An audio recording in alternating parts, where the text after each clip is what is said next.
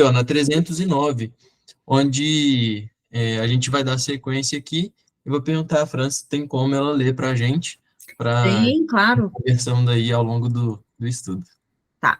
Pode? Pode. Pode. Como considera o espírito o corpo de que vem de separar-se?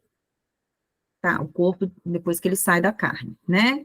Isso, foi o que a gente estava conversando, né? É. E o espírito, a gente está analisando ele desencarnado e ele analisando o seu corpo, né? Assim, ele acabou de de desprender. Então, quando a gente estava estudando no livro dos espíritos, a questão de quando o espírito retorna ao mundo espiritual, né? Ou seja, quando ele se desenlaça do corpo físico e vai retornando ao mundo espiritual, então, a gente viu que vai desligando o perispírito, né, célula a célula.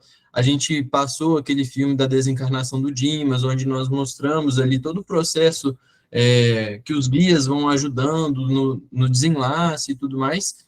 Então, agora ele ainda está nessa questão, mas no sentido de como que considera o espírito esse corpo, né, que está que tá se separando ali momentaneamente, né? Uhum. Como veste imprestável, que o embaraçava, sentindo-se feliz por estar livre dela. Ótimo. Então, olha só que resposta, né? Então, o nosso corpo físico, esse que a gente conhece, que nos usamos quando estamos encarnados, é uma veste que o embaraçava. E isso é muito claro para nós. E quando eu li essa resposta, eu me lembrei da Alcione no livro Renúncia, e eu vou aproveitar também, antes da gente avançar para 309A e entrar nas outras questões, para poder trazer um pouco dessa narrativa que acontece lá no livro Renúncia, na primeira parte, ainda no primeiro capítulo, porque quando nós. é, e aí está até em itálico, né, nessa resposta do livro dos Espíritos, quando fala assim: olha, esse corpo, essa veste que nós usamos para poder encarnar, ela embaraça o espírito. Então, a matéria, nós já vimos e vemos isso ao longo de diversas obras da doutrina espírita, a matéria, ela é, influencia muito na nossa capacidade de discernir. É óbvio que temos sim a capacidade, mas ela ajuda-nos é um obstáculo a mais. Então, isso fica muito claro lá no livro lá no livro Renúncia, e aí eu vou colando aqui para poder narrar para vocês alguns detalhes, que eu não me lembro todos de cabeça, e aqui antes da reunião um pouquinho eu falei assim, vou tentar trazer esse caso, porque o que que acontece? A Alcione, lá na primeira parte, ela está se despedindo do Pollux, que ele era vou dizer assim o termo, alma gêmea, né, que a gente já viu aí anteriormente, recente, nos estudos, mas era um espírito muito simpático, muito próximo a ela, e que eu amava profundamente, e que também esse espírito Pollux, ele ia reencarnar. E aí, antes de reencarnar, ele faz uma prece que queria ver Alcione, né? E ela diz a ele, olha, a gente vai estar junto, vai com fé e tudo mais, e aí ele vai para o processo de reencarnação. E quando ela sai desse encontro com ele, a Alcione, ela faz parte lá do planeta lá de Sirius, e é um planeta, assim, completamente evoluído, são 3 sóis que iluminam esse planeta, então é uma coisa que a gente não consegue nem imaginar, né? Aqui com o nosso Sol a gente já não dá conta, imagina com 3. Então, né, lá ela desempenhava papéis importantíssimos. Quando chega para o seu superior, vamos dizer, porque ela lá trabalhava com o campo das artes. Então, ela tinha esse papel lá como função, e o seu superior era um espírito, obviamente, tão evoluído, assim como ela também é muito evoluída. E aí ela chega para ele para conversar sobre esse processo da reencarnação e fala assim com ele: olha, anjo amigo, deliberei suplicar ao Senhor a permissão de voltar temporariamente às tarefas terrenas. Então ela está explicando e com um carinho muito grande, né, a esse espírito que fala, olha, eu fiz uma súplica a Jesus, eu pedi ao Senhor que, se for possível, que eu retorne ao mundo espiritual, ao mundo corporal, aqui no planeta Terra. E aí ele se assusta, assim, entre aspas, com esse pedido, porque falou, ai, mas daqui você não consegue auxiliar lá na Terra? A gente não faz esse trabalho de auxílio lá na Terra? Por que que você quer reencarnar? E os seus trabalhos aqui no sistema de Sírios? Você não está cooperando com os benfeitores da arte terrestre? Porque a função da Alcione lá, ela tinha um trabalho muito grande no campo das artes, sobretudo ali em nos ajudar aqui no planeta Terra com a solução de problemas de ritmo e da harmonia. Então, olha como que é belo, né, a criação da obra de Deus. Espíritos superiores, evoluidíssimos, preocupados em melhorar as nossas artes, e ela trabalhava nessa questão, né? E aí ela diz a ele, olha, eu entendo e amo muito esse meu papel, essa minha função, mas, se possível, eu quero interromper isso temporariamente, essas pesquisas, para retomá-las mais tarde, assim que for possível. E aí ele ainda tenta contornar a situação e fala, olha, por que que você vai se arriscar de novo lá no planeta Terra? Assim, eu entendo e compreendo todas as razões que você possa ter para querer reencarnar lá no planeta, mas daqui você consegue auxiliar, você consegue trabalhar daqui em favor daqueles todos que são caros ao seu coração. E aí ela diz, olha, eu sei que daqui eu consigo auxiliar em muitas questões, mas a maioria dos meus companheiros, dos espíritos que eu tenho um afeto muito grande, todos eles estão reencarnados praticamente, e eles todos, em sua grande maioria, se equivocaram e acabaram tendo problemas lá na Terra e que precisam resolver essas questões. É um caminho que está cheio de espinhos, mas não por prerrogativa do alto, mas por ferimento às leis divinas dessas próprias criaturas. Então, são espíritos que estavam juntos e que cresceram juntos, mas que Alcione conseguiu seguir adiante, sem, vamos dizer assim, ficar agarrada aqui no planeta. Enquanto muitos daqueles espíritos que ela amava e que ama, ficaram para trás. E aí que é o amor, né? Por isso que tem aquela mensagem, se não, retornarás por amor, né? Por mais que a gente possa evoluir, se tiver algum ente querido, algum espírito que nós amamos muito, não poderemos deixar para trás, né? Retornaremos por amor.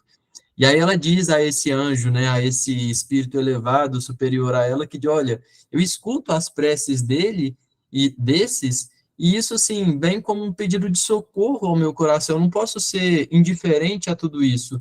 E, se for possível, eu quero acariciar, enquanto lá na Terra, a mãe que me foi desvelada em outras reencarnações. Então, ela queria, de fato, reencarnar e fazer parte desse processo. E aí ele pondera de novo, né? Até usando o exemplo do mestre, que mesmo ele, nosso mestre, nosso modelo, nosso guia, quando veio aqui para a Terra, passou por sacrifícios horripilantes, né? Foi morto, crucificado, e não só ele, assim como todos os grandes missionários, quando vêm à Terra, têm o ouvido do passado e muitas vezes sofrem provações e dificuldades enormes, sem contar que o embaraço que a matéria causa pode levá-los a fracassar e adquirir problemas que eles não tinham necessidade nenhuma de ter. E ainda assim, ela fala, olha, eu sei disso tudo e agradeço o carinho e a advertência que você me dá, mas se o Senhor deliberar, eu quero sim reencarnar, eu fiz essa súplica a Jesus, e se for possível, eu vou sim reencarnar no planeta Terra. E aí ele finaliza, né, depois dizendo, venturosa será se puderes aceitar o sofrimento na Terra.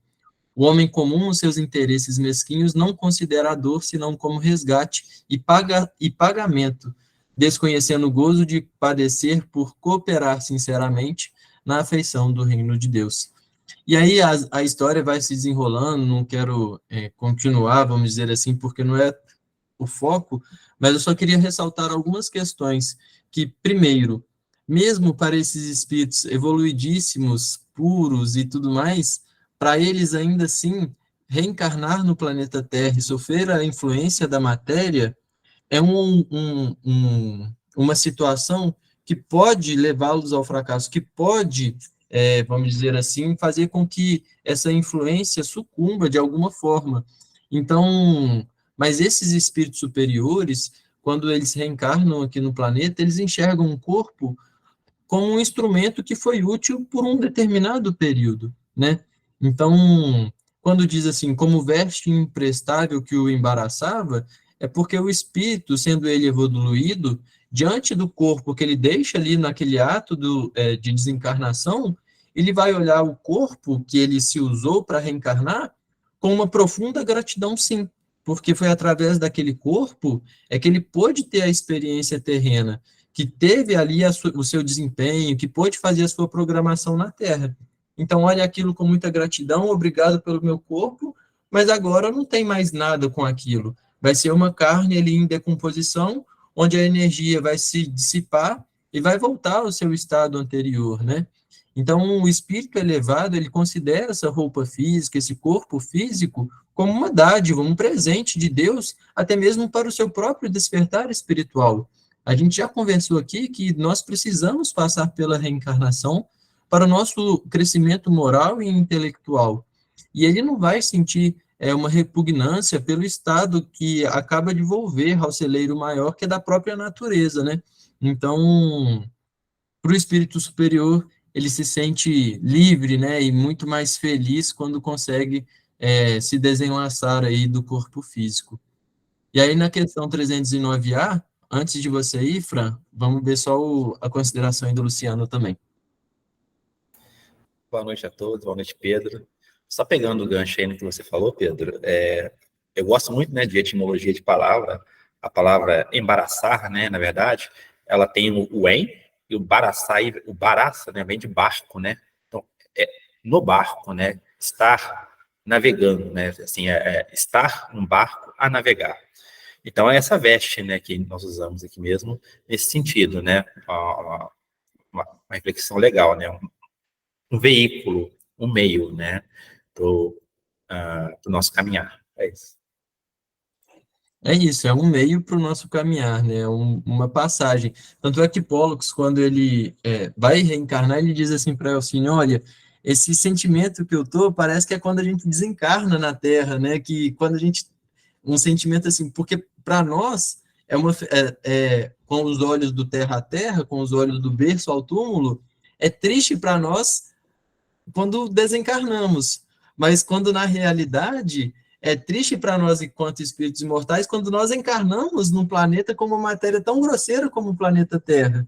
Então, mas é um meio, como você bem disse, para o nosso crescimento e para o resgate, quando for possível, daqueles que amamos também, né? Então, é um meio. Agora, na questão ô Fran, olha o que Kardec pergunta. Que sensação lhe causa o espetáculo do seu corpo em decomposição? Quase sempre se conserva indiferente a isso, como a uma coisa em que nada o interessa. Exatamente. Então, isso também vai muito de acordo com a capacidade e evolução do próprio espírito que está por aquilo ali. Quando, como nós estávamos conversando, é um espírito com uma compreensão, com um nível moral elevado, olha para aquilo ali e não vai ficar analisando, é simplesmente indiferente, é parte do processo natural da lei divina, a decomposição do corpo. Então, é uma coisa que, assim, não interessa, ele tem coisas muito mais importantes para fazer do que ficar tomando conta ou olhando o corpo em decomposição, é indiferente aquilo ali. Mas, por outro lado, nós sabemos também que tem espíritos que não fazem ideia, né, nem que desencarnaram, espíritos que ainda estão presos ao laço, estão ligados ali ao corpo físico, mesmo quando já morreram. Então, existem essas questões também. No caso, por exemplo, dos suicidas, né? Existem casos e casos, mas o que acontece? Quando existe a abreviação da vida e não há ainda o esgotamento do fluido vital, o espírito muitas vezes ainda está ligado àquele corpo físico. Então, ele está ligado ao corpo físico e, naturalmente, começa a sentir também todos os processos da decomposição daquele corpo físico. Então, há casos e casos. A sensação e a relação que o espírito vai ter com o seu corpo físico e com a decomposição do seu corpo físico vai depender, obviamente, do seu grau de intelectualidade e, sobretudo, do seu grau de moralidade, né? Vamos lá, Fran, 310. Ao cabo de algum tempo, reconhecerá o espírito os ossos ou outros objetos que lhe tenham pertencido? Algumas vezes, dependendo do ponto de vista mais ou menos elevado, de onde considere as coisas terrenas. Então, assim, né, eu acho até... Olha o que Kardec vem perguntar, será que pode reconhecer os ossos, ou até mesmo algo que tenha pertencido ao espírito? E aí ele diz, né, vai depender, obviamente, do ponto de vista de elevação desse espírito. Então, através da sua elevação espiritual, ele pode sim reconhecer os seus restos mortais, vamos dizer assim, mas a gente tem que se pensar sempre em qual a utilidade disso. Então, se um espírito com uma elevação espiritual for e ver a utilidade ou a necessidade real de se reconhecer ou de procurar ali os seus restos mortais, como também os seus pertences, e isso tiver um fim útil, e ele tiver a capacidade, ele pode sim achar e considerar e procurar e tudo mais. Agora, se não tem essa capacidade, não tem. Então, é sempre importante a gente analisar desse ponto de vista, qual é a utilidade que isso possui, né? Porque se não tiver utilidade, não tem motivo para poder fazer, né? Então, a gente percebe também que muitos de nós, enquanto encarnados, lidamos com pessoas de religiões e de diversas crenças e cultos que costumam muitas vezes fazer até um certo tipo de culto àqueles pertences, né, de quem já retornou ao mundo espiritual.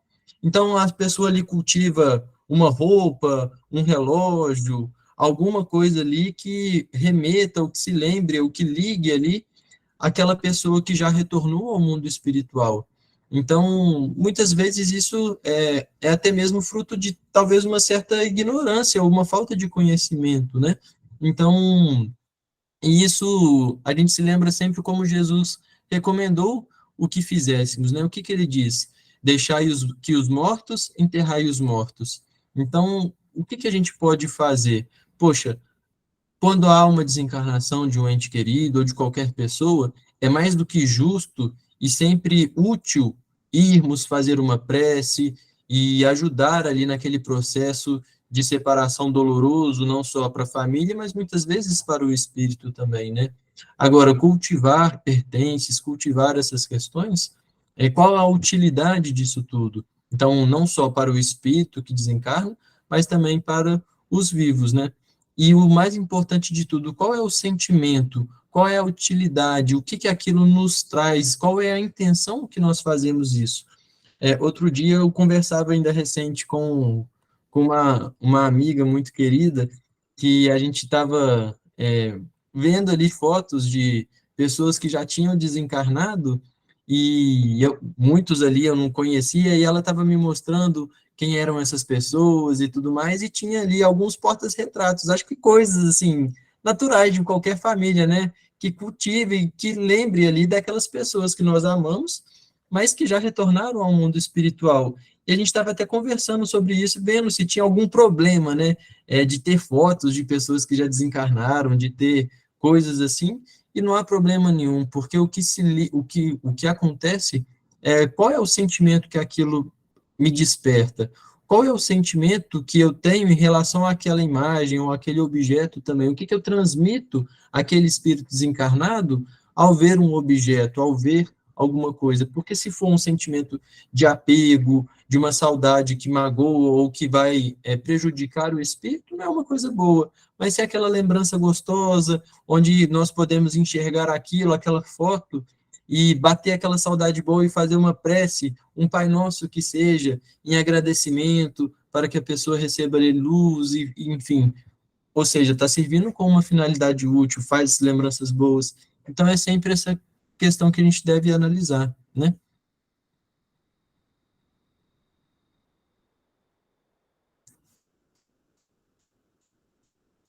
Vamos lá, Fran. A veneração que se tenha pelos objetos materiais que pertenceram ao espírito lhe dá prazer e atrai a sua atenção para esses objetos? É sempre grato ao espírito que se lembrem dele, e os objetos que lhe pertenceram trazem-no à memória dos que ele no mundo deixou. O que o atrai, porém, é o pensamento dessas pessoas, e não aqueles objetos. Olha, a gente estava conversando aí sobre os objetos, né? Então, a grande questão é assim, o espírito, ele é sempre grato à lembrança que nós cultivemos dele, né? Então, os objetos que lhes pertenceram vão trazer justamente a memória. Então, o pensamento é tudo, a matéria não é nada. Então, a gente tem que aprender a lidar com essas questões, né? Porque o que atrai, o que nos liga é o pensamento, e não um objeto que nós cultivamos e que é passado, às vezes, de geração para geração e tudo mais. Porque a gente não pode se apegar às coisas. Essa é a grande questão também. Né? Na obra do André Luiz, eu não me recordo ali qual era o livro, mas tem o caso lá de, se não me engano, se alguém souber e quiser completar, acho que é até mais justo também. Mas eu vou relatar aqui brevemente o que eu lembro. Eu não me recordo agora se era no museu ou se era em algum outro local, que a moça espírito, né, desencarnado, ela estava ali presa a um objeto que o noivo dela havia dado na encarnação, e ela estava ali presa ao objeto, esperando a vinda do noivo e completamente ligada àquilo ali, e o André Luiz estava estudando isso com o instrutor ali daquele livro, mostrando, você vê, a pessoa estava presa ao objeto. Então, é isso que não pode acontecer. A gente pode se ligar através do pensamento, mas não através do objeto, né? Alguém quer fazer alguma consideração sobre essas questões? Os domínios da mediunidade. Aí, pronto. Era isso mesmo, né, Heraldo? Eu não sei se eu falei o caso certinho ou se você quer acrescentar alguma coisa sobre esse caso, porque eu não me recordo, assim, os detalhes.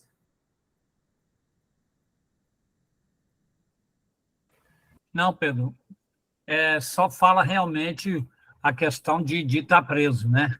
É tanto que os médiuns que têm aquela mediunidade que é muito rara, chamada de psicometria, né? Eles conseguem, através de um objeto,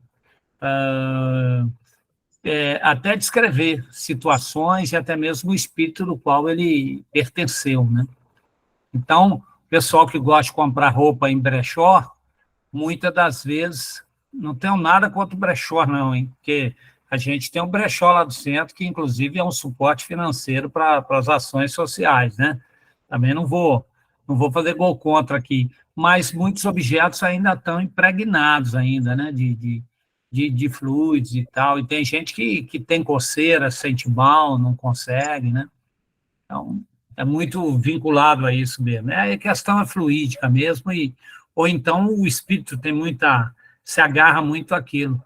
E a gente também só precisa se preocupar, viu, Pedro, e todos, que a gente pensa que isso são só os outros espíritos. Nós também, é só a gente fazer uma análise depois, muito rapidinho, de coisas que a gente não desagarra. Tenta abrir o armário e falar assim, olha, vou dar tudo que eu vejo. A gente vai ter uma coisinha e falar, essa camisa aqui, gosto. É verdade. E não, e você trouxe essa questão da roupa, né? A gente agarradinho.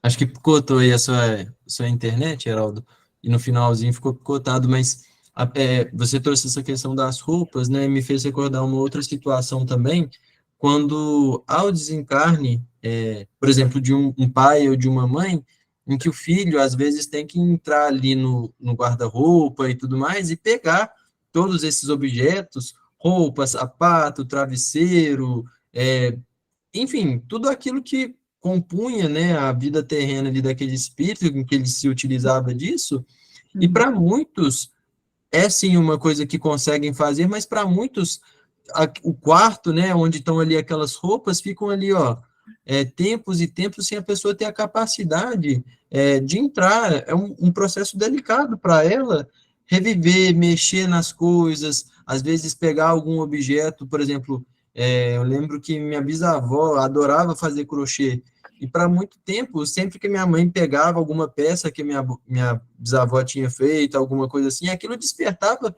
uma emoção mais profunda, uma lembrança, mas que no caso era positiva e que conseguia levar adiante. Agora, para muitas pessoas, elas possuem até essa dificuldade, né, de se desfazer desses objetos, de enfrentar aquele momento ali de luto com os objetos e seguir adiante com aquilo tudo, né? Evilane.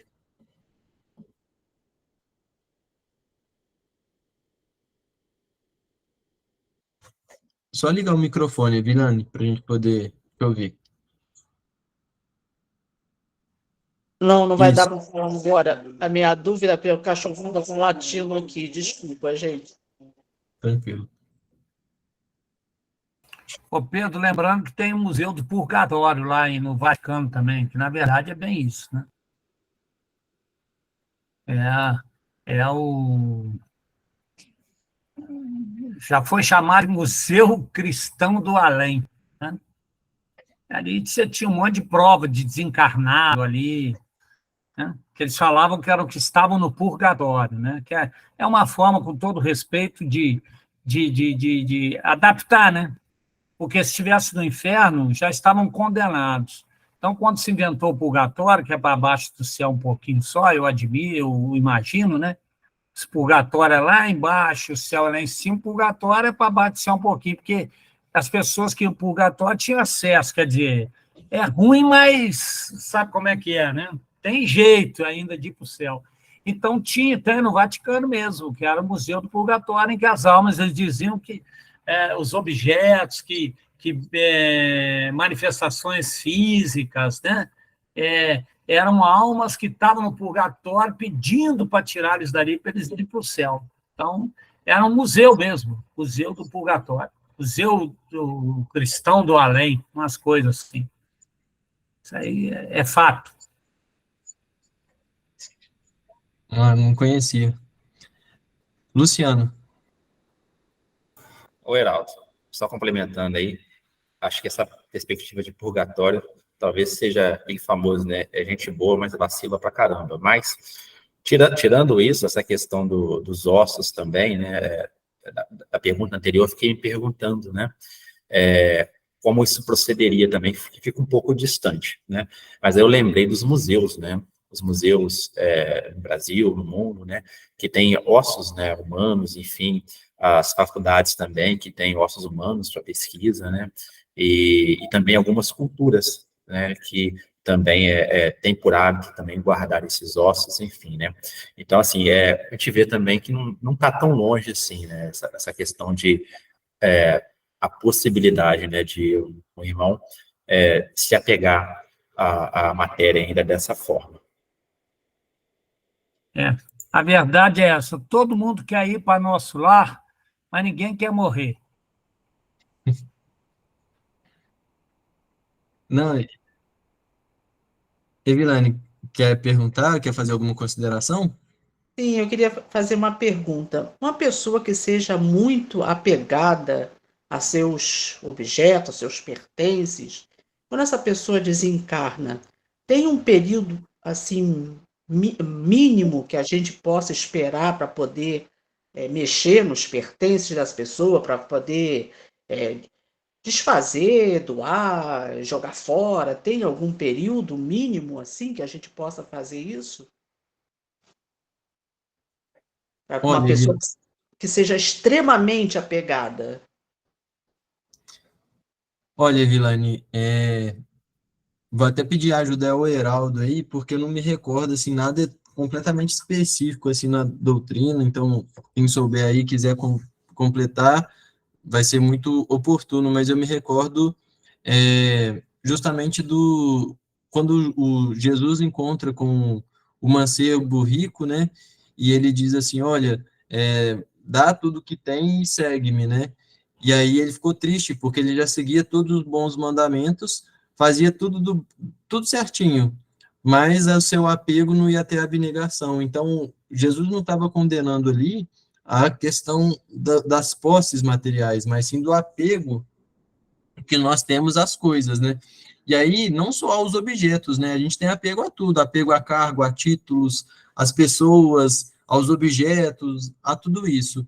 E, assim, datas específicas, coisas específicas, eu confesso que eu não sei, eu teria que pesquisar para poder te dar uma resposta mais contundente. A não ser que o Heraldo, o Celinho ou algum outro companheiro saiba alguma coisa assim e já queira esclarecer alguma coisa assim mais oportuna.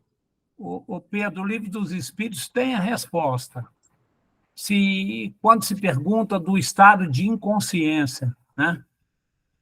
Perturbação, que é aquele do após o desencarne, quer dizer, muito vinculado ainda à matéria. Quanto tempo dura a perturbação? Né? Esse nível de inconsciência, essa perturbação que é o desligamento mesmo das coisas materiais. Aí está lá, tem um lapso de tempo, de segundos a séculos. Então, é bem variável, né? Bezerra, por exemplo, é um exemplo clássico de desencarnar, adormecer ainda, passar pela essa transição e já despertar, né? Em plena consciência. E outros espíritos que estão aí há séculos, né? Ainda bem dentro de uma vida material, né? E às vezes algumas pessoas vão perguntar assim, mas como? Não é possível, o cara mais de 100 anos achando que não morreu, porque ele ainda tem uma vida mesmo paralela, né? Um metaverso aí se alimentando da vitalidade dos encarnados. Né? Então, para ele está vivendo, ele ainda tem fome, ainda tem sede, né? Ele ainda tem essas características das necessidades fisiológicas, né? E que são alimentados pela vitalidade, né? Dos encarnados, né? Dos nossos, de certa forma, dos nossos excessos também, né? Que vaporizamos fluidos em decorrência disso e que não tem aqueles casos clássicos também, o próprio André conta, né, do sacristão lá que recebia guloseimas, bons vinhos, ele desencarnado, né, para poder participar de processos obsessivos. Porque isso varia de acordo com o grau de despertar de cada um. Eu fiquei tentando lembrar assim, de alguma resposta específica, assim como tem a recomendação, né, da cremação, de esperar ali as 72 horas e tudo mais, mas assim, aí como é que a gente vai julgar as outras pessoas no sentido assim, não, o Heraldo é muito apegado, então para ele eu vou dar 10 dias ali quando ele desencarnar para mexer lá na biblioteca dos livros dele.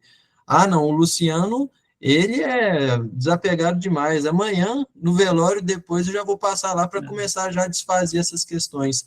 Porque a grande questão é o coração, né?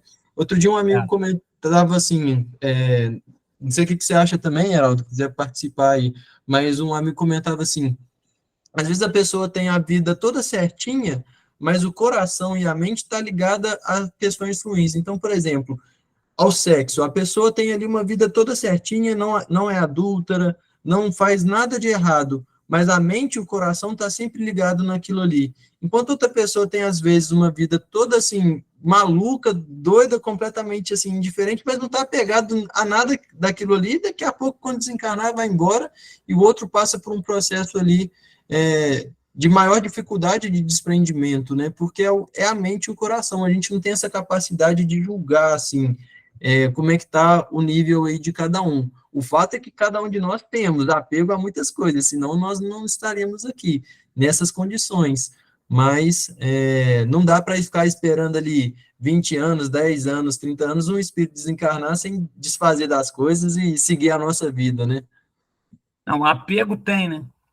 Apego tem, mas o importante é o seguinte, se há, o equilíbrio, porque se há criaturas que são desregradas do ponto de vista psíquico, há aquelas que são do ponto de vista físico, né? Então, né, o indivíduo OLX, vamos dizer assim, né? O desapegado. Então, mas esse indivíduo tem desregramentos físicos, né? E a questão do desapego é um negócio interessante, porque não é muito fácil mesmo, não. Pergunta à mãe aí, das mães que estão aí, Eu falo mãe, mas pergunta pai também, né? Se ele entende perfeitamente que os filhos são apenas espíritos que estão sob a nossa guarda temporária, das quais nós somos apenas fiéis depositários. Pergunta se acha que é só isso mesmo. Entendeu? Quais são os espíritos que nós devemos, né, desapegar também, né? Entende? Mas não é assim, porque eu falo como pai, não é bem assim que eu sinto lá no fundo, entende? Pergunta para as mães aí, que você faz uma pesquisa entre mães, então não há desapego assim, né? Isso já faz parte dessa natureza. O Luciano falou aí da questão das paixões, né? Que a gente tenta dar um nome bonitinho para ela, né? Ah, é amor, né? Então, entendeu? Se o amor liberta, aí tem gente que aprisiona no amor, né? Fala que eu sou ciúme. Ah, se não tiver ciúme, onde tem amor, tem ciúme. Quem não ama, não tem ciúme, né? Então, a gente fica tentando acochambrar aí, realmente. Então, né? Agora, o LX mesmo, PO, puro de origem, é meio difícil. Não, e essa questão E do eu dando desapego. moral para o LX, né? Não, e essa questão do desapego, a gente se recorda também de uma passagem que Francisco de Assis criou a ordem, né? Todo aquele propósito ali, sempre pautado ali na humildade, naqueles propósitos que nós conhecemos. E certa vez, vendo a conduta de alguns irmãos daquela ordem, começou a ficar, assim, chateado com a situação, porque estava fugindo dos propósitos com os quais ele tinha criado aquela instituição, aquela ordem, aquele grupo de amigos e de pessoas devotadas nesse mesmo bem. E aí foi conversar com Clara de Assis e relatar a ela todas as preocupações que ele estava tendo em relação àquilo, porque as pessoas estavam desvirtuando as virtudes e os valores com que ele tinha pregado aquela instituição. E aí ela vira para ele e fala assim, olha, Francisco, desapega. Aí eu fico imaginando, né? O Francisco de Assis apegado. E aí ela diz para ele, olha, desapega. E aí ele fala assim para ela, desapega? Desapega. Essa ordem que você montou não é sua, é de Jesus. Então desapega, faz o seu papel, isso não é seu, é de Jesus. Então, a gente se apega a tudo. Olha como é que vai chegando o nível, né, de desprendimento e de desapego. Quantas lições a gente ainda tem para desapegar de coisas que a gente nem sabe que é apegado, mas a gente ainda vai passar por esse processo, graças a Deus. Então, Evilane, assim, datas, como diz o Heraldo, de séculos a milênios. O importante é que a gente siga a nossa vida, faça as orações e faça o bem, né? Com aquelas questões, assim como a gente está aqui analisando a questão dos objetos e dos ossos, se for um espírito, vamos dizer assim, já com o propósito de fazer o bem e que queira ser útil, poxa, imagina uma felicidade que é ter os ossos ou ter ali o seu próprio cadáver com o intuito de as pessoas possam estudar e aqueles restos ali mortais sirvam para elucidação, para pesquisas e para desenvolvimento que vão trazer saúde e o aprimoramento da ciência naquela área. A doação de órgãos, poxa, como um espírito pode ser feliz de ter ali os seus órgãos doados, os seus restos mortais, para que salve vidas de outras pessoas. Então, são processos que vão acontecendo que o próprio espírito pode escolher, né, tem essa conversa, e que ele está sendo útil ali até com os restos mortais, vamos dizer assim. Então, as variáveis aqui são grandes, né? Essa questão de doação de órgãos, muito importante, porque declarem em vida já. Fala para os teus descendentes, para os teus filhos, para quem for ficar, sabe? Deixa isso já dito, porque é uma forma também da gente já dizer, olha, eu já estou me desapegando, se meu corpo servir, vai ser dado e etc. Porque muitas das vezes também, quando isso não é uma coisa bem conversada e que é uma decisão muitas das vezes da família, por mais nobre que seja, né, vai salvar uma vida, e claro que isso tem uma importância, e com isso tem atenuantes, mas o espírito, obviamente, né, ainda estiver muito ligado ao corpo, né, então é importante isso, é um ponto que a gente, né, toda vez que fala sobre esse assunto, a doutrina dos espíritos, claro, que valoriza tudo isso, né, vai salvar vidas, mas já deixa isso conversado, já deixa isso de preferência escrito, já fala para a família, fala, olha, eu sou doador de órgãos, né? Então, e a gente mesmo vai trabalhando tudo isso aqui, né? Então, isso é bem lembrado aí, Pedrão. Exatamente, a conversa, né, facilita muito as coisas. A gente ainda tem o tabu de não conversar, sobretudo nas famílias onde não há aquele consenso espírita, onde poucas pessoas têm esse entendimento da morte, de se conversar sobre essa passagem. Então, uma simples conversa esclarece e facilita a vida de todo mundo. Olha, gente, quando eu desencarnar, se tiver como, faça isso, faça aquilo, doa, não doa, faz isso com minhas coisas, não faz. Já resolve ali uma simples conversa, facilita muito o trabalho aí depois da desencarnação, né? Mais alguma questão, pessoal? Podemos ir no avançar aí nas questões. Leonardo. Boa noite a todos. Eu só queria fazer um adendo dentro desse conceito, porque antes de entrar na reunião eu estava assistindo uma palestra de uma filósofa, a Lúcia Helena Galvão, e ela colocou dentro do tema da sua palestra uma coisa que eu acho que está dentro do conceito que nós estamos trabalhando. E aqui no caso seria o apego, que está dentro do campo dos sentimentos, e ela nos faz a referenciação de Platão, né? Quando Platão diz que cada indivíduo, dentro de seu conceito pessoal, possui dentro de si suas normas e regras éticas. E que quando nós trazemos isso no campo do apego, o apego ele ultrapassa esse conceito material, né? Porque dentro da matéria nós criamos um outro conceito de necessidade, e essa necessidade é uma construção mental nossa, e que eu acho que isso é de grande relevância também dentro dessa nossa conversa.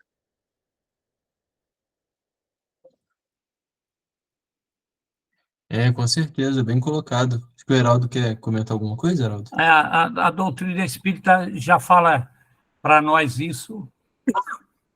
Desculpa, Leonardo. Na questão da onde está guardada a lei de Deus. A gente já aprendeu que a felicidade, para nós, espíritas, do ponto de vista da filosofia, ela está calcada em quê? Em se compreender a lei divina, né? A lei natural. Quanto mais nós estamos dentro desse contexto da lei divina, da lei natural, né? Que para nós uma boa ferramenta, vamos chamar assim, seria a moral evangélica cristã, no nosso caso aqui específico, né? Como ocidental, está gravado na consciência, né? Onde que está, né? Na verdade, a lei divina, né? Ela está gravada na consciência, que é essa questão que está em nós, né? Uma linguagem mais filosófica, né? Imanente, ela já está em nós, né? E que realmente aí essas necessidades que a gente vai gerando pela vida, a gente precisa considerar também uma série de variáveis, né? Você não pode esquecer a questão do marketing, né? Que gera toda uma necessidade para nós aí, né? Que mexe muito conosco aí, enfim, né? E que vai nos fazer dependente de uma série de coisas que a gente entende que é isso que vai nos fazer feliz, né? Entende? Uma tal de cultura, né, Heraldo? Também Exatamente, gera. né? Por isso que muitas pessoas querem dizer que a felicidade não é desse mundo, né? Embora tá lá, é um princípio evangélico, mas em que sentido, né? Não é no sentido de possuir, não é de ter, né? É na questão de ser mesmo, né? E por isso que Jesus fala que o fardo dele é leve, né? Porque, poxa, como é que pode, igual a gente fala aí da Alcione, né? Uma vida sofrida aqui na terra, aos olhos da terra, mas grandiosa enquanto espírito, porque o fardo leve é a leve consciência, é uma consciência tranquila de quem não feriu as leis divinas, que soube suportar as dores e dificuldades, se forem necessárias aqui na terra, para vencer aí, ter esse fardo leve de Jesus com uma consciência tranquila, né? Vamos lá, Fran, não lembro qual que a gente parou, foi a 12 ou a 13? Uhum. Sobe só mais um pouquinho, fazendo um favor. Subi? É a 12. Acho que a 12, É. isso. E a lembrança dos sofrimentos por que passaram na última existência corporal, os espíritos a conservam? Frequentemente, assim acontece a essa lembrança, e essa lembrança lhes faz compreender melhor o valor da felicidade de que podem gozar como espíritos. Então, aí, mais uma vez, obviamente, vai dependendo sempre da condição com que o espírito viveu aquela encarnação, né? O espírito doente, ele se encontra vai encontrar ali com aquele jugo que a gente acabei de conversar aqui com vocês, né? Que é o jugo da carne, é o jugo incômodo das ações perniciosas. Então, se vive uma vida fora do evangelho, fora do jugo do Cristo, está vivendo, obviamente, com o jugo do mundo. E aí, quais serão as consequências dela? Então, por isso, Jesus diz sempre isso, né? Tomai sobre vós o meu jugo e aprendei de mim, que sou brando e humilde de coração. Então, esses preceitos de brandura e humildade de coração são as diretrizes para nós termos um desprendimento mais tranquilo, uma lembrança boa e um desenlace também dessas lembranças de forma mais tranquila, né?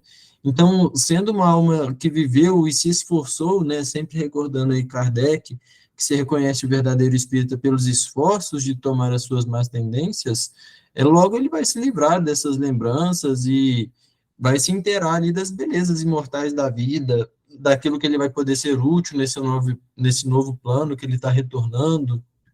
Agora, quando o espírito ainda está no terra-terra, ainda sofreu ali e viveu condutas muito fora das leis divinas, aí naturalmente ele vai estar ali naquelas ilusões, vai estar ali naquela reminiscência dessas lembranças de sofrimento por um prazo aí muito maior, né? Então, mesmo não tendo ali o corpo de carne, mesmo não tendo o nosso invólucro corporal, as lembranças vão torturar ele completamente. Então, não é preciso que tenha o corpo físico para que haja o sofrimento, porque o sofrimento é moral, o sofrimento é da consciência, não é do corpo físico.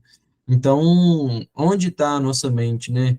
Então, isso tudo faz com que o espírito vai se desprender ou vai ficar preso nessas lembranças conforme as suas passagens também, né? Então, essas enfermidades, elas vão aparecendo pelos fios do pensamento mesmo. Se a gente muda as ideias, elas vão fazer com que a gente mude de rumo. Quando, se não me engano, no Céu e Inferno, o Kardec faz aquele trabalho de mostrar para nós que todos os sofrimentos que nós passamos na Terra são por imperfeição moral, aí nós conseguimos compreender que nós só seremos felizes de fato quando nós não estivermos mais problemas morais. Então, uma evolução moral faz com que nós sejamos livres, faz com que nós tenhamos novos pensamentos, que tenhamos novas ideias, e aí vem toda essa grandeza dessa filosofia de Jesus, né? Porque mudando as ideias, muda o rumo, muda as escolhas, muda as consequências, e tudo começa a viver na perfeita harmonia, mesmo carregando um corpo de carne. Então, a gente pode estar aqui encarnados, mas com preceitos, ideias e condutas de um espírito elevado. Então, como podemos estar desencarnados, mas ainda apegado a muitas questões e, naturalmente, sofrendo as ilusões e as consequências dessas nossas escolhas, né?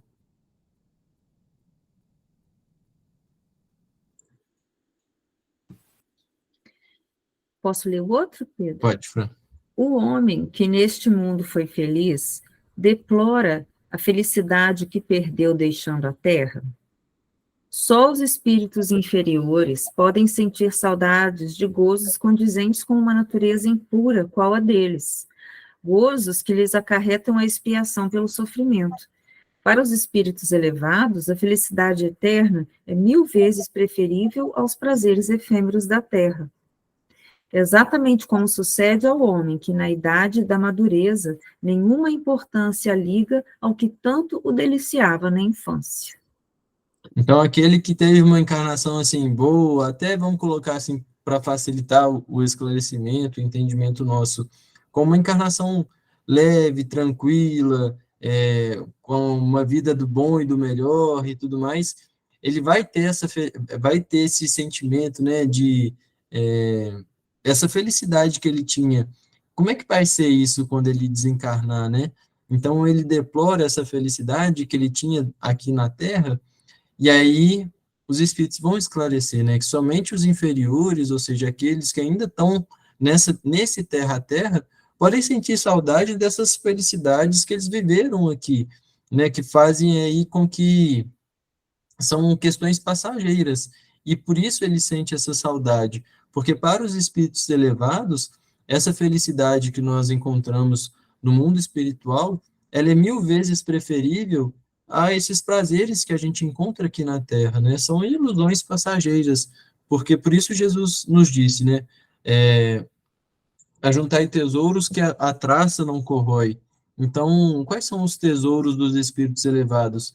São o conhecimento da arte, o conhecimento intelectual, da ciência, da filosofia, de cultivar o amor, de poder ajudar o próximo. Então, isso tudo são patrimônios nossos e que nós cultivaremos e poderemos usufruir e vivê-los de forma muito mais intensa quando não estivermos embaraçados aqui na matéria.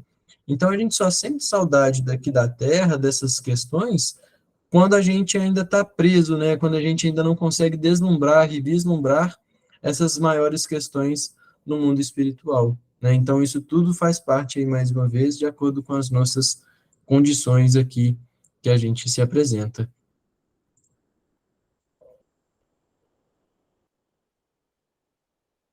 314, Fran. Aquele que deu começo a trabalhos de vulto com um fim útil e que os vê interrompidos pela morte, lamenta no outro mundo tê-los deixado por acabar? Não, porque vê que outros estão destinados a concluí-los. Trata, ao contrário, de influenciar outros espíritos humanos para que os ultimem. Seu objetivo na Terra era o bem da humanidade. O mesmo objetivo continua a ter no mundo dos espíritos.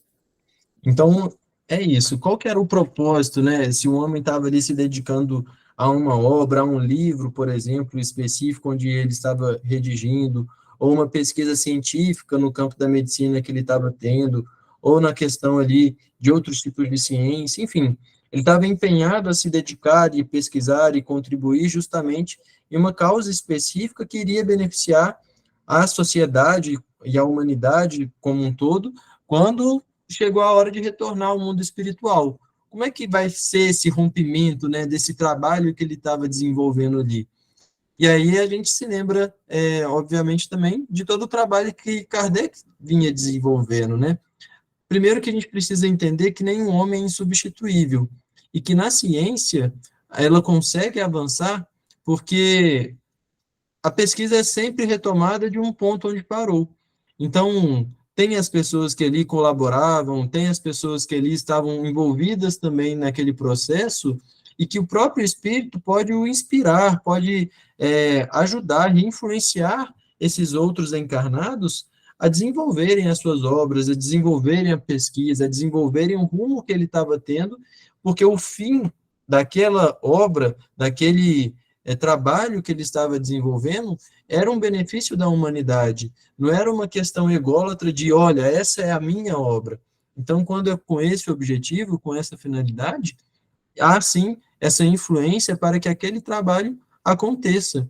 E isso é independente de alguém, de uma personalidade ou não.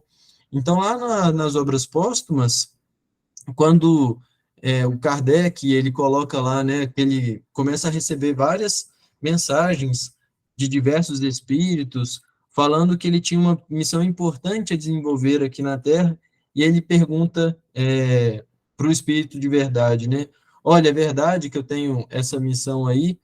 Aí ele falou, olha, é verdade, mas eu, se fosse você, agia com muita discrição, não fica se exacerbando, né, com essas questões, não. E aí eles ainda dizem assim, olha, nós te auxiliaremos, estaremos contigo, mas se você falhar, já tem outro para assumir o seu lugar. Porque quando vem obras e trabalhos que precisam vir à Terra, Deus não vai confiar tudo que vai beneficiar a humanidade completa nos ombros de um só homem que podem sucumbir à matéria. Então, eles já têm ali 2, 3, 4, quantos forem necessários para aquilo que aconteça e aquilo chegue e beneficie o momento naquele tempo certo e na hora que precisava vir. Então, se em 1854, 1857, precisava vir o Livro dos Espíritos, e a janela temporal era aquela, naquele formato e tudo mais, se Kardec falhasse, talvez Leon Denis ou outro já estaria ali a postos para poder cumprir aquilo que precisava.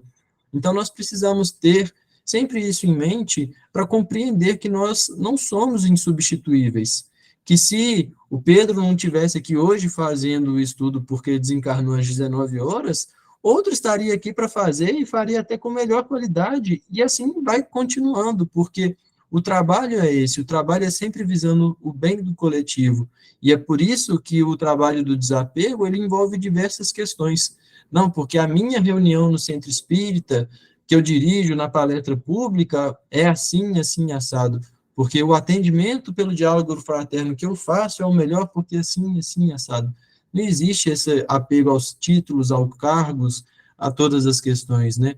O que a gente tem que se apegar é ao trabalho no bem, sabendo que todos os louros e todas as vitórias são endereçadas a Jesus, porque de nós nada temos, mas quando seguimos sempre com humildade e com o intuito de servir, os frutos são dele, né? Não são nossos. Então, é um progresso que vai se dando e que vai sendo influenciado pelos bons espíritos para que outros possam cumprir, seguir e completar toda a obra que estava sendo preparada, né?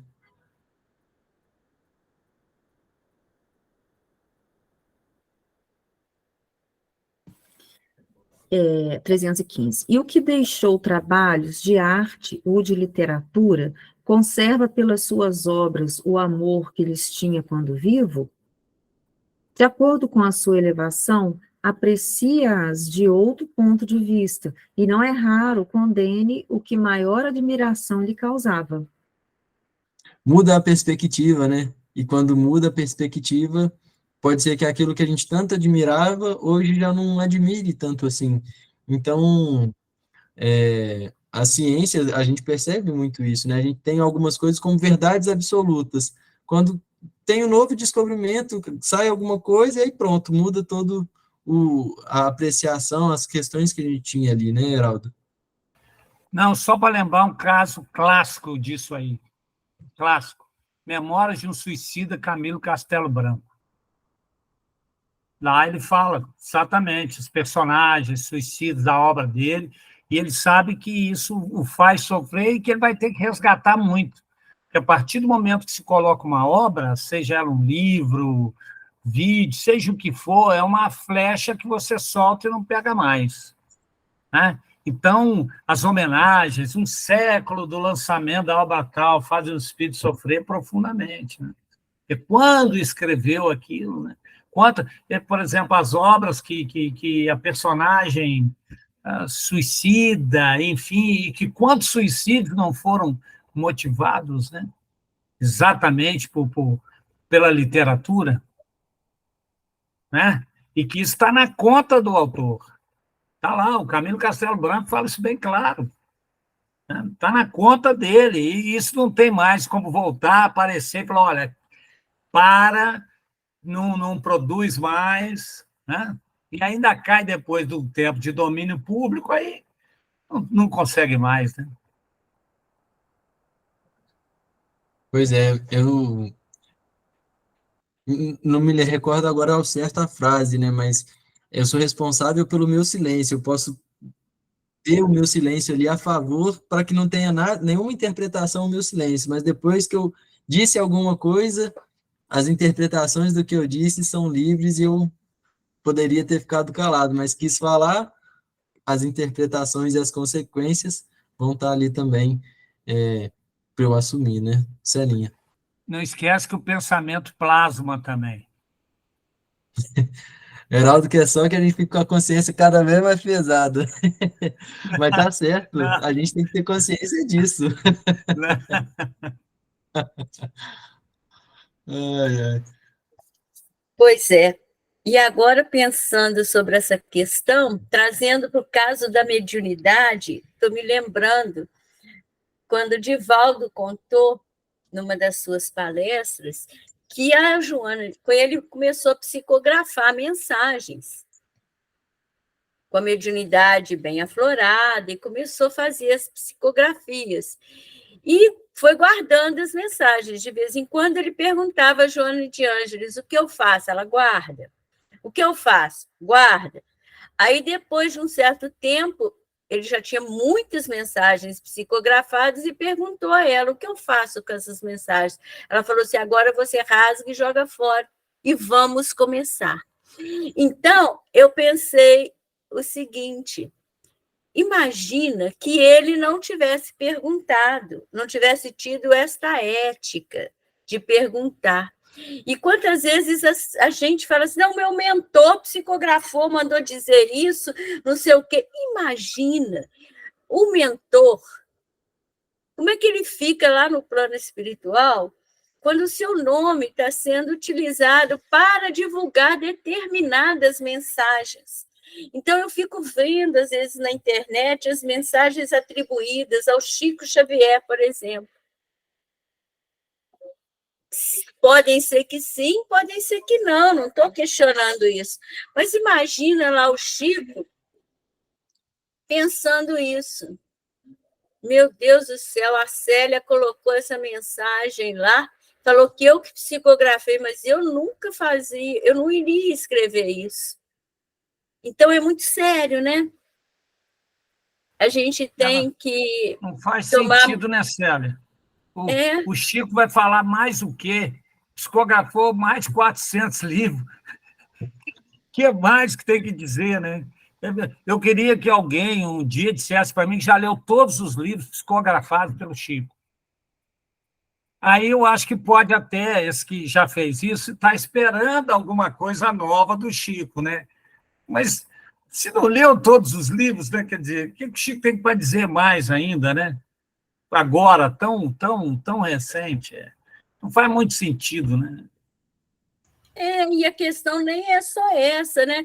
É a preocupação que o espírito, lá no plano espiritual, deve, assim, mesmo que ele sabendo que ele não é responsável por isso, que não vai ser debitado isso na conta dele, porque não foi ele que escreveu, mas é a tristeza de ver, né, que alguém está usando o nome, o reconhecimento moral dele para disseminar determinadas mensagens, como o caso do Camilo Castelo Branco, que você cita aí, da Ivone, no Memórias do Suicida, a preocupação, assim, o fato de ter, mesmo que não seja a pessoa, é o nome, né? É a lembrança, né? Então, a gente, às vezes, não tem esse cuidado, na aflição, na ansiedade que a gente tem, às vezes, com boa intenção, de divulgar a mensagem que o outro mandou.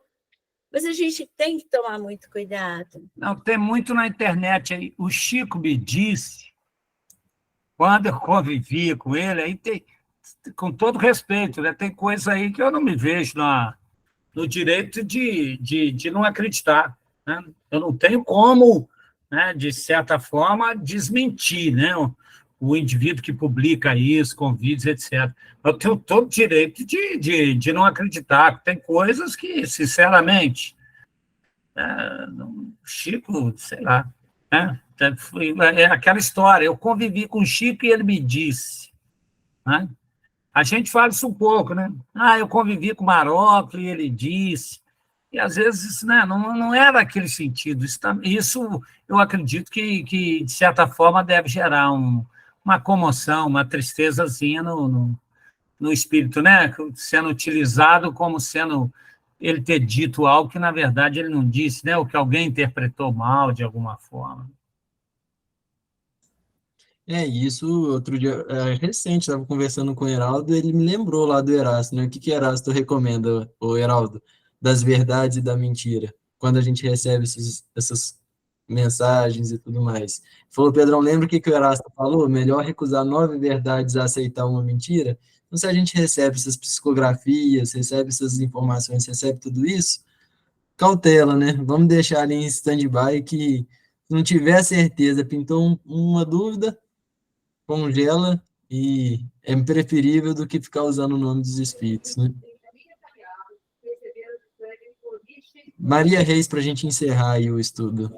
O mais importante aí que eu acho interessante é que o Emmanuel postava que ele só psicografasse de madrugada. Ele dizia que ele não conseguia, ficava morrendo de sono, querendo dormir, e o Emmanuel não deixava. Seria verdade?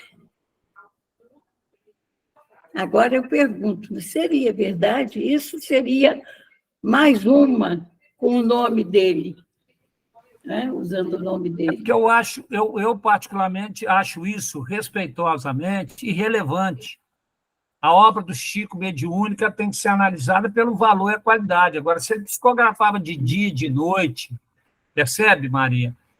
Não, mas eu digo em relevante. relação a dizer que porque ele tinha muita ocupação durante o dia, muitas pessoas para ser atendidas. Então, só sobrava para o Emmanuel de madrugada. Eu acho que tem muito mito nesse meio, mas sim, vamos imaginar que seja. Eu acho que isso é relevante na produção mediúnica dele, é irrelevante.